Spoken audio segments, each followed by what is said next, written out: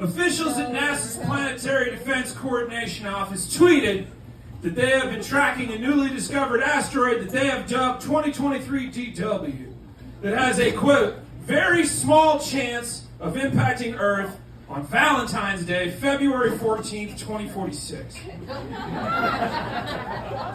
Now, I know I speak for all of us that have lived through the last 3 years and the red line here when I say, Jay. Nevertheless, it's pretty bitch and our technology can figure that out. Now, experts at the PDCO have said, quote, very small chance is a higher than average risk level, which is just so science of them. And 2023 DW currently tops the risk list, which is a roster of 1,450 near-Earth objects, quote, for which a non-zero impact probability has been computed. And yeah, non-zero is a passive-aggressive way of saying, well, maybe not. But experts are being very transparent that it's probably not, as it has a 0.18% chance of actually hitting the Earth, or a 99.82% chance of just fucking off and doing its own thing.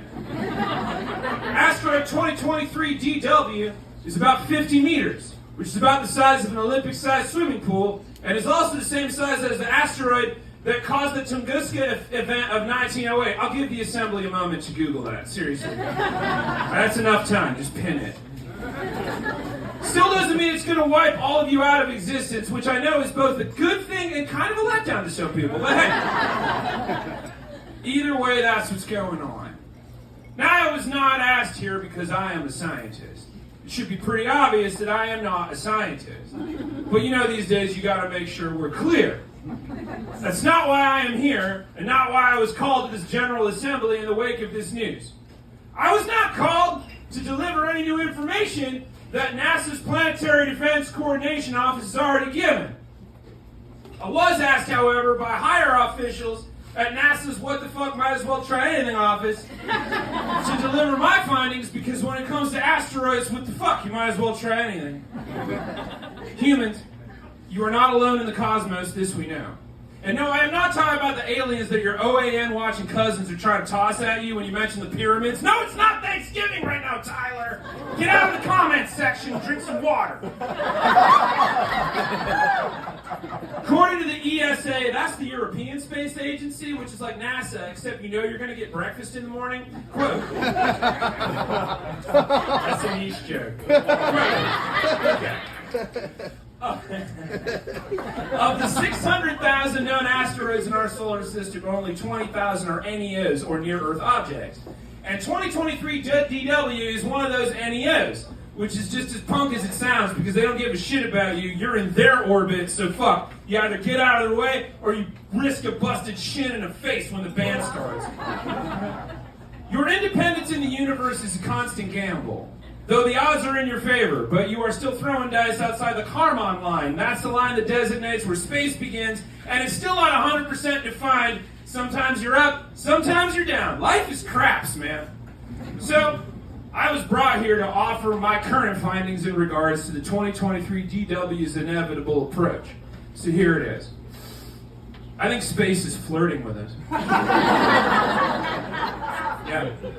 Like, first of all, like I said, this is not the first time an asteroid has gotten that close. And we get hit constantly with like 10 to 50 meteorites every day. That's just how good the warranty is on the windshield of Earth, man. It's still a good body. But the fact that 2023 DW, which, by the way, you named it. You didn't ask it. Its name might be Astrid Q Planet Killer. You don't know. It could be Chris. It was sighted and has found to have an orbit that will eventually bring it close enough to smooch your planet on Valentine's Day. I don't think that was an accident. I think it's a move. I think it knew we were looking. It knew what day it was. I believe NASA has intercepted an intergalactic individual Ferrero Rocher chocolate from space. For too long, humans, you and space have been on the couch in a perpetual will they, won't they for the cosmos, and shit, I think space just did a giant intergalactic yawn and stretch. We now, as collective Earthmates, need to join together and deliver a message to space that we need to take things slow. So, I'm here to offer a poem to space. To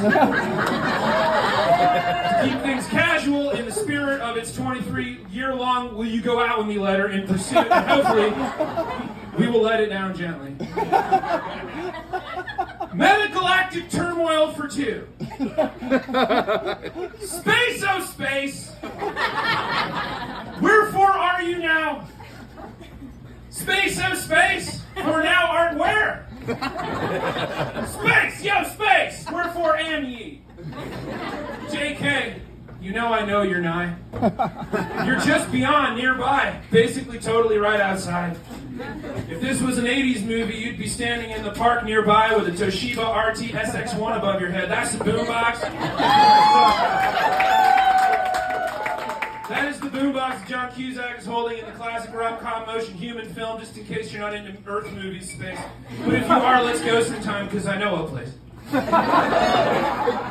You're always right there. There is nowhere else for you to go, which I know sounds a little true crime, but it's not because you're trapped, it's because you're everywhere. I wonder what you're doing, what you're feeling. But like mostly, hey, what's up? Like, do you understand my meager words, or does this just sound like whale sounds to you? Either way, just listen, for now I am holding the boombox. Space, oh space! I see you out there. I know it's me, you see. No peeks for now. Now is not the time for games of hides and seeks, of ding-dong ditches and sneaks. Nay, no, not now. But do you know what now is? For you are forever, and we are on the clock. It just wouldn't be professional, for we work together and can't risk our jobs. Though I see you up there winking every night, it just wouldn't be right, so we gotta be ourselves. Space, oh space! Your beauty is undenied, your presence exceptional, or lack thereof, since we're not entirely sure what you're made of yet. We are but simply meats and sticks, a walking charcuterie to ye, whilst you snack at the cosmic buffet of gases and gravity. And though you eat light, it is just too heavy for us. Was that a science ground I heard? Yeah! Some physicist in the back was just like, ugh. You will see things we were never made to see. Understand things we were never wired to download. Forever, all around us, everywhere. No direction, no need to define. Just free, easy. Just a vacuum sea of mystery. To see things from our perspective, we look up to you. Space! Hey, space! Let's be cool with how things are. Oh, I know from your vantage it may seem the ad for us to be together, since things on Earth are rough. We don't seem well, space. We seem broken and mad. Pissed off and glad, some of us are. But listen, that's just us figuring us out.